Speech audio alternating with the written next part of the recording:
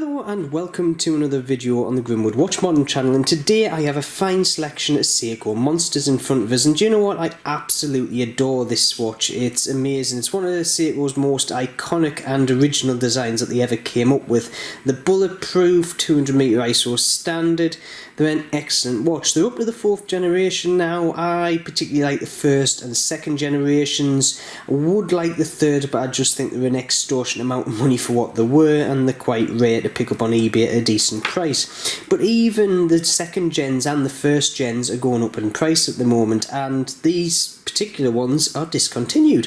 However, what about if you're in a market for a new Seiko but don't want to spend too much? Well, guess what? I have just picked up the Heimdallr Monster, and I'm going to be reviewing it right now in this video. So if you hold on tight, I'm going to take this out of the box and I'm going to show you what I've got. So I've got the boring box out the way there, and I'm into the nitty gritty, and Heimdallr have actually upped the game on their branding. Actually, they've put branding on all the boxes, which I quite like. However, the thing that I like the most is going to be in here, I think, and there we are. Now, the actual model that I've actually gone for is the Monster that actually has the red dial. And the reason I actually went for this was because it's one Seiko never made, and I've not got a red dialed watch in my collection, so I thought, right, that's the one I'm actually going to go for. And wow, that does look absolutely amazing. Actually, that looks very, very nice. I like the red. It does suit the Monster quite nicely.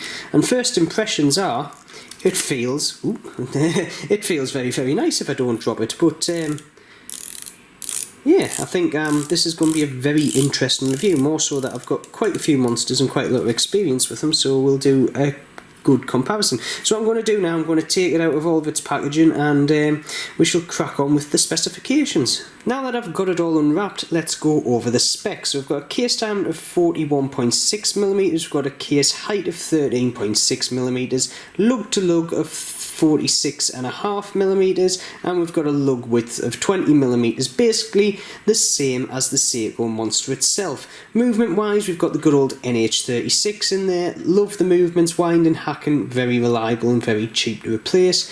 316 stainless steel case. We've also got 316L stainless steel bracelet with a milled clasp, which is very nice.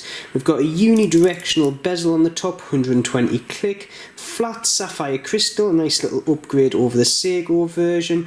We also have drilled lugs, which the original Seiko had as well, 200 meters water resistance, screw down crown to help, along with screw down case back. We get 2 years warranty with this, which is quite good from Heimdallr. They do that on all the watches, and like I say, the actual customer help desk, from what I've found, is absolutely great. It's a very small team that run the company, and they are very proactive when you've got any questions or complaints or anything like that. They're top notch. Price for this, well, I paid $159, and that was on the super early bird offer. However, I think they're sitting at $179 at the site, which I'll show you in a sec with all the variations on to confirm that. But all in all, the watch itself is very nice. Also, weight wise, it's sitting at around about 180 grams. I haven't sized it yet to my wrist, and I will go into the reason why in a second. And here we are on Heimdallr's site, and just to go through some of the variants. So we've got the orange version of the Monster there, which to be honest I think will be very popular. They also do a few other colours that Seiko didn't do, such as the olive, another popular one being the black Monster, and then the red Monster. Now the red one is actually the one I have gone for. There's just something about the red colour which I think goes hand in hand with the whole Monster kind of aesthetic. There's also like a transition blue, and there we are with the whole range put together, which I think looks very, very nice indeed.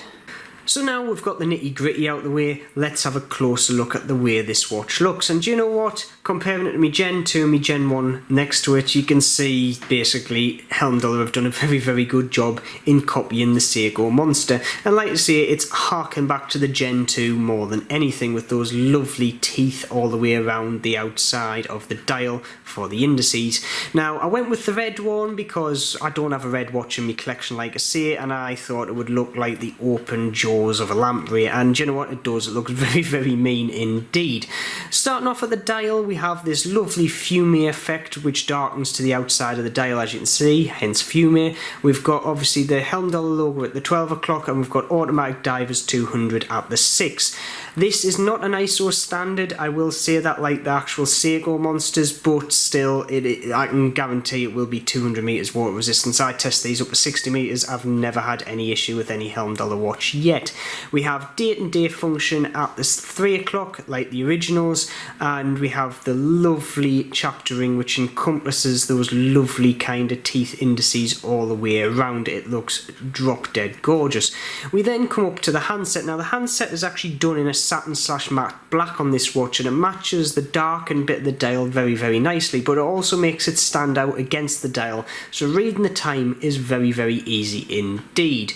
Now moving up from there, we have a lovely bit of flat sapphire crystal, which unless you went with the Gen 3 Monsters, which like I say were pushing the price limit from what I would pay for a Monster, you were just getting Hardlex crystal in the 2 Seikos. But with Heimdallr, they've given you a lovely bit of flat sapphire with that lovely blue AR coating on, as you can see there, just to stop the glare as you look at it in some light. Moving on to the bezel and Heimdallr, yet again I've done an excellent job copying the Seiko. The cutouts on the bezel match absolutely superb to the case cutouts. We've got the lovely 3 cutout grips on all the sticky outy bits. That's very technical, but you know what I mean.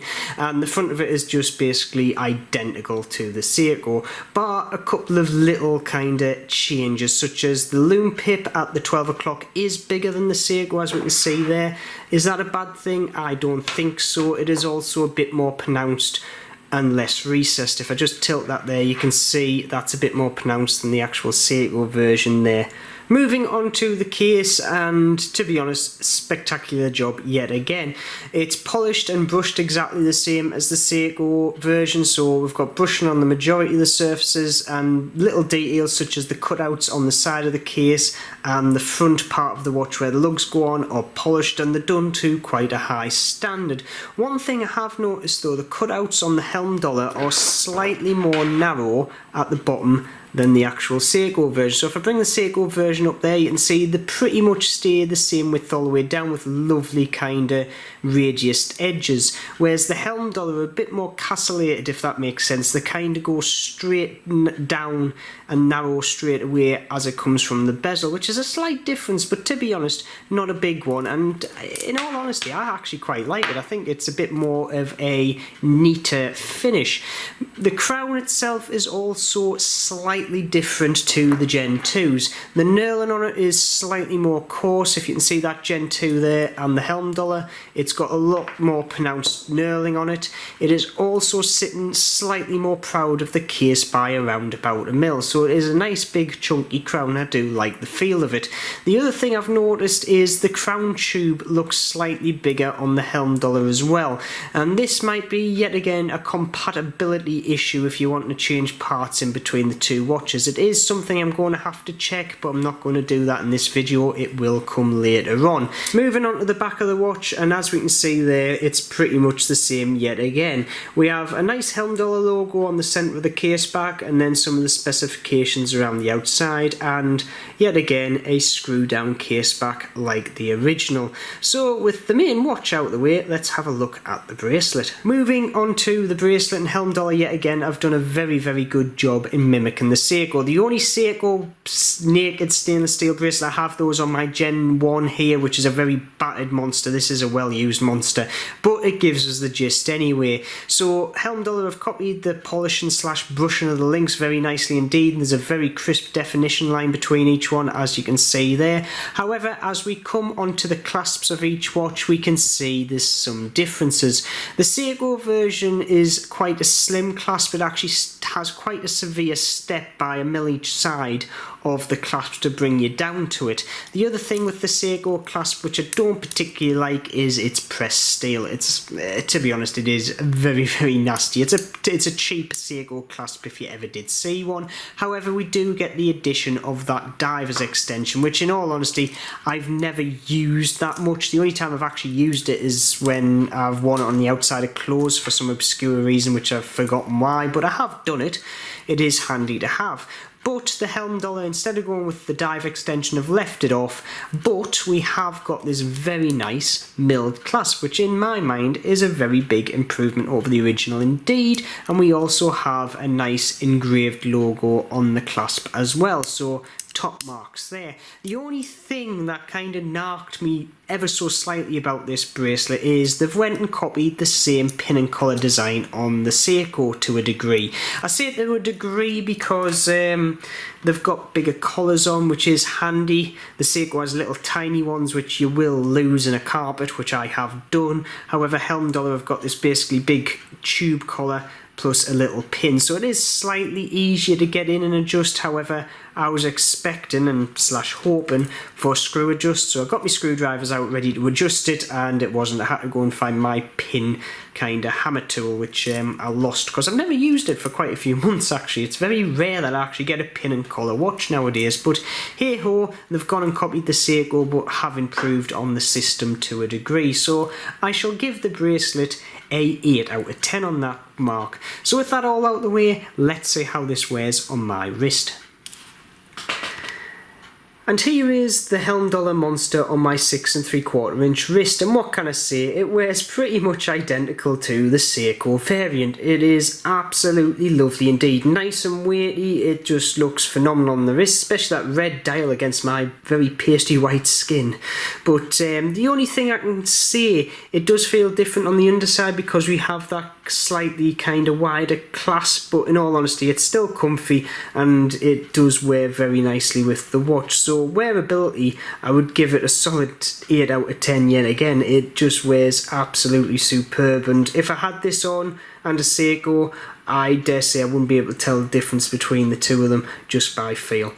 And here is a Lume shot of the Heimdallr Monster compared to the Seiko Gen 1 and Gen 2 variants, and what can I say, it actually does a very good job. The Lume on this watch is very good. It's not up to the exact same standard as the original two Monsters, but the Seiko Monster was notorious for having a great Lume to start with, so as a contender I think it's put up a very good fight. So my final conclusions on the Heimdallr Monster homage. Well, in all honesty, Heimdallr have knocked it out of the ballpark again with their Seiko homage. It is spot on, it looks like a monster, it feels like a monster, and you've also got the notable upgrades of the sapphire crystal on top and the milled clasp on the bracelet. Don't get me wrong, I would have liked to have seen some screw-in pins in that bracelet, but nevertheless it is an improvement over the pin and collar setup on the originals, having that tube in instead. It's a lot harder to lose than the collar in the Seiko originals. The other thing that has bugged me a bit is the paintwork on the bezel at 12 o'clock. It's just been that, they're just out of the line a bit, it's just niggling my OCD, but that's only a very small deduction of marks in my mind, and to be honest most people wouldn't notice. I'm just very anal with that sort of thing. And at the price point of $179 at the moment, now I paid $159, so that was even more of a steal, but $179, you'd be hard pushed to find a Seiko second hand in decent nick at that. However, you can buy a Heimdallr Monster brand new today at that price. Now, would you buy one of these Heimdallrs, or would you stick with the original Seiko? Please put in the comments below what you would do. If you have liked this video, please subscribe, press that bell icon for future video notifications, and also like this video as well. And as always, keep safe, and I will see you soon.